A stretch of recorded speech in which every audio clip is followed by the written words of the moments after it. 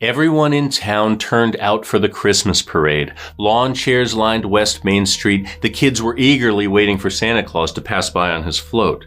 The adults were getting in on the holiday cheer too, with their Santa hats and hot cider. The Waukesha Fire Department, the high school band, the Milwaukee Dancing Grannies, and 60 other local groups were marching that day. The theme was supposed to be comfort and joy. The parade was everything but. Without warning, just as the festivities were in full swing, a red SUV plowed through the barricades and onto the parade route.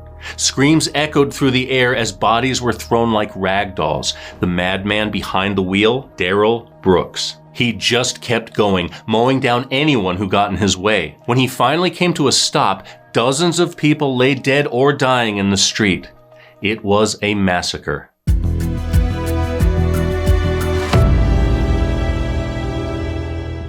I'm Chris. Thanks for watching True Crime Recaps. Sunday, November 21st, 2021 was supposed to be an evening of peace and tranquility in Waukesha, Wisconsin.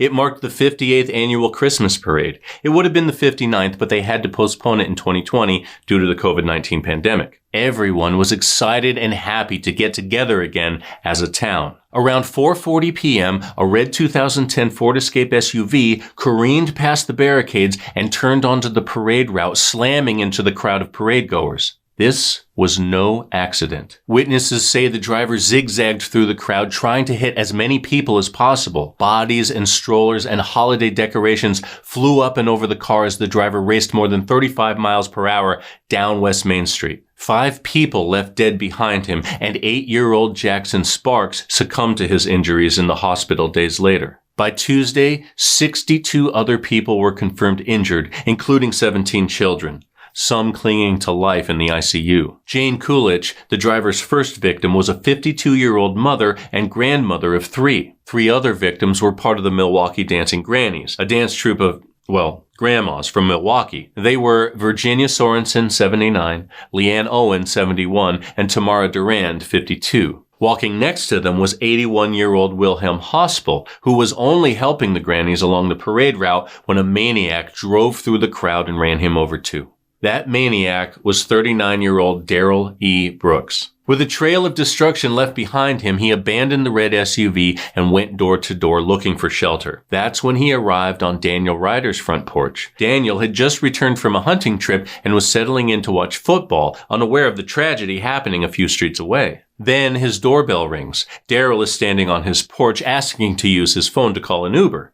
As Daniel tries to navigate the situation from the doorbell cam, Darrell tells him he's homeless, hungry, and cold. So Daniel takes pity on him and invites him inside, lets him use his phone, and even makes him a sandwich. But tensions rose as cop cars began driving by his house.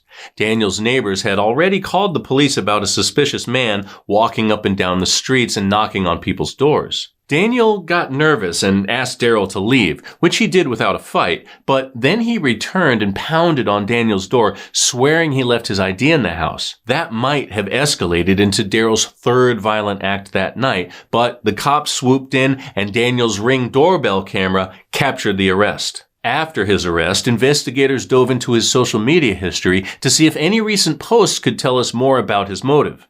They weren't expecting to find such damning results. He posted under the name MathBoyFly on his since-deleted Facebook page, calling for violence against white people, especially old white people. According to the Daily Mail, he also posted some highly questionable things about Hitler, knowing who the real Jews were, referring to the controversial Black Hebrew Israelites movement, who believe African Americans are literal descendants of the Israelites in the Bible. 2 days after the attack, Darrell was charged with 6 counts of intentional homicide, the legal equivalent of first-degree murder in Wisconsin. They set his bail at $5 million and held him in custody. By January 2022, Darrell faced 71 additional charges for reckless endangerment and hit and run. But that was just the first act. The rest of the Darrell show was yet to come. Social media posts aside, prosecutors had Darrell dead to rights. Scores of witnesses and police officers ID'd him as the driver that night. One even fired several shots into the red SUV. Others described how he zigzagged through the crowd to avoid other cars, but not people. So who is this guy, and why was he behind the wheel of that death machine? According to Fox 6 Milwaukee investigators, Darrell's extensive criminal history dates back to 1999 when he slashed another man's face with a knife at 17. Between 2000 and 2011, he got more and more violent. Strangulation, resisting arrest, and battery all made it onto his prison record. But the burning question is why? Why did he decide to ram his car through a crowded parade? About a month before the massacre, Darrell got into a fight with his girlfriend and the mother of his child, Erica Patterson. At one point, she tried to make a run for it, but Darrell wasn't having it. He followed her to a gas station in his SUV, screaming whatever nonsense he was upset about through the open window. According to the complaint filed against him, he then ran Erica over and drove away. Thankfully, she and a friend made it to a woman's shelter before Darrell could do any more damage. But he was just getting started. Weeks later, just before the Christmas parade, he picked yet another fight with Erica while they drove around. Keeping one hand on the wheel, he punched her with the other. Once the car slowed down, she managed to escape and call her friends for help. While an officer took her statement, his radio crackled with screams for help from the parade route. Darrell was on the move. The rest is tragic history. His case landed in the lap of Chief Judge Jennifer Darrell. She set the start date for October 3rd, 2022, thinking this would be like any other trial. She had no idea what she was getting herself into.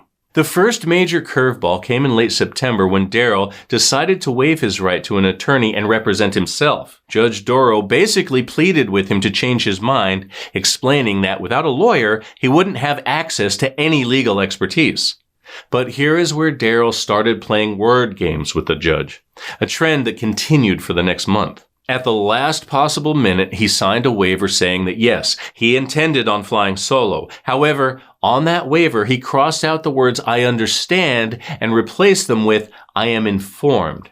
It doesn't take a lawyer to know that's not how any of this works, but Darrell still tried to use the wordplay in his favor. Whenever Judge Darrell said something like, "The defendant understands that," he interrupted saying, "I never said I understood. I was informed." Things only got worse from there. On the first day, within 5 minutes of starting court, Judge Darrell had to ask the bailiff to remove Darrell for repeated outbursts and interruptions. They put him in a separate room where he could watch the jury selection via Zoom. Thankfully, the judge kept Darrell muted until it was his turn to speak. Of course, that didn't stop him from talking and arguing with himself. He got kicked out of court several more times and was forced to watch proceedings and defend himself from the room next door. At one point, he took off his shirt and just sat with his back to the camera. There were so many interruptions and outbursts that it would be impossible for us to cover every outrageous moment from the roller coaster trial. But let me paint you a picture. One of the most absurd outbursts was when Darrell tried to paint Erica as a bad mother. Apparently, he had some questionable photos of her and pulled them out while she was on the stand. The prosecution objected immediately. You can't just spring so-called evidence on the prosecution like you're pulling a rabbit out of your hat. And, as it turned out, his move backfired when that line of questioning led to the revelation that he impregnated Erica when she was still a minor, thus making him a sex offender. Darrell didn't like being called a sex offender on the record, a phrase he injected into almost every sentence, whether it worked or not. Judge Darrell was about to kick him out of court, but decided to break for lunch instead.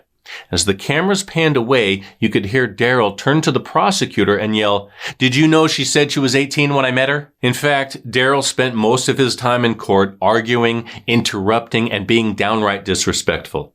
At one point, he told the judge, "I'm a grown man with grown kids. Ain't nobody gonna talk to me like that. Nobody. I don't have a problem with what you ask me to do, not tell me to do."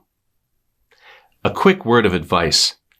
Never talk to a judge like that. Throughout the trial, Darrell kept repeating the same two arguments: subject matter jurisdiction and sovereign citizenship. Before we explain, know that both of these arguments are complete hearsay and have nothing to do with his case. Nevertheless, he kept leaning on them as if they proved his innocence. Here's a quick lesson in the law to explain what the heck he was talking about. In basic terms, subject matter jurisdiction determines if a particular court has the power or jurisdiction to hear a case. For example, you wouldn't try a murder case in a probate court, which is meant for inheritance disputes. Pleading sovereign citizenship is used by anti-government extremists who live in the U.S. but don't think they should have to answer to any government authority, including courts. They also don't recognize or follow U.S. laws, even though they benefit from them every day. So in this case, as a sovereign citizen, he doesn't recognize Darrell Brooks as his name. Therefore, his entire defense was basically, I don't believe in your laws, I am not Darrell Brooks, therefore, I didn't commit any crimes. Spoiler alert, it didn't work. On October 26, 2022, the Darrell Brooks trial finally concluded after weeks of disruptions and outbursts. It only took the jury 3 hours to return with a verdict. Guilty on all counts. He'll probably spend the rest of his life behind bars. As for Judge Darrell, she got fan letters, gifts, and flower bouquets as the country fell in love with her patience.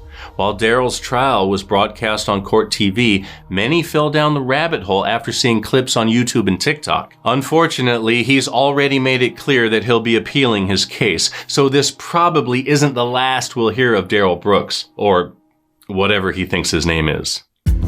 And that's your recap. Thanks for hanging out with us today. If you like getting all the crime in half the time, go ahead and tap that subscribe button and the bell so you never miss a story. We're here Wednesdays, Saturdays, and Sundays, but don't go away. Catch up on more recaps right here, right now. Until next time, take care.